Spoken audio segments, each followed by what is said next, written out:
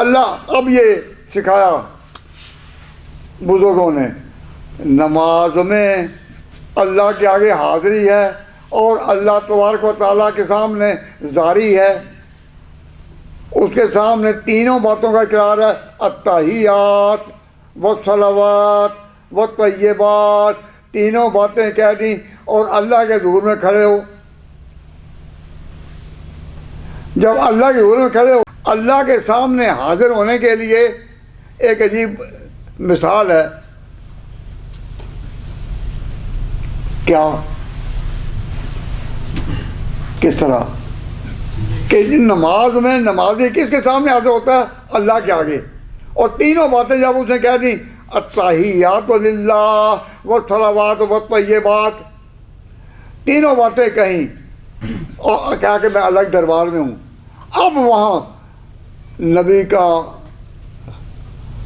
دھیان آ گیا، نبی کا دھیان آ گیا۔ تو امام غزالی رحمۃ اللہ علیہ ایک مقام پر لکھتے ہیں، یا کوئی شارح ہیں امام غزالی کی، وہ لکھتے ہیں کہ جب تم اس مقام پر آؤ تو پھر کہ ہم اللہ کے آگے ہیں، تو یوں سمجھو کہ کوئی رعیت کا آدمی بادشاہ کے پاس حاضر ہوا، اور جب بادشاہ کے پاس حاضر ہوا تو وہ اچانک کیا دیکھتا ہے کہ وزیر بھی وہاں آ گیا۔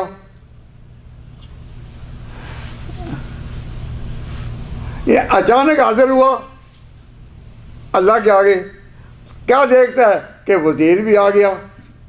اب وزیر جو ہے اس کی بھی بڑی شخصیت ہے، تو وہ اللہ سے منہ موڑتا نہیں، لیکن وزیر کو بھی کہہ دیتا ہے سلام۔ اللہ کو موڑتا نہیں، وہ بادشاہ سے منہ اپنا موڑتا نہیں ہے، لیکن جب وزیر وہاں دیکھ لیا تو وہ بھی اس کو کہہ دیتا ہے سلام۔